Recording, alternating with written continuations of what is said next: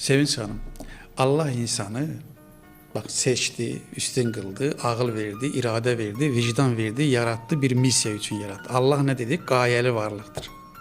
Ağıllı varlıktır, elmli varlıktır, iradeli varlıktır, gücü her şeye çatan, kudretli varlıktır ve gayeli varlıktır. Bakın, Allah'ın Kur'an-ı Kerim'i bir ayeyle, bir cümleyle ifade edin ki, insanı ne için yaradıp Allah'ın cevabı budur Sevinç Hanım.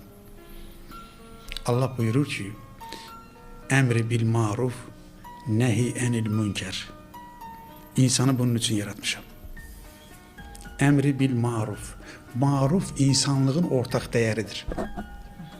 İnsanlığın hamısının hoş gördüğü değer. Mesela adalet bir değerdir, azatlık bir değerdir, merhamet bir değerdir, sevgi bir değerdir, barış bir değerdir, milli birliğe, kardeşliğe, ədalətə çağırmaq bir dəyərdir. Cəmiyyətdə xeyri, bərəkəti, təhsili və elmi çoxaltmaq bir dəyərdir. Allah buyurur ki, sənin bu dünyadakı vəziyyətini, statusunu və axirətdəki halını bu əmri bil marufu yerinə yetirmək həll edəcək. Yəni insanın məqsədi budur.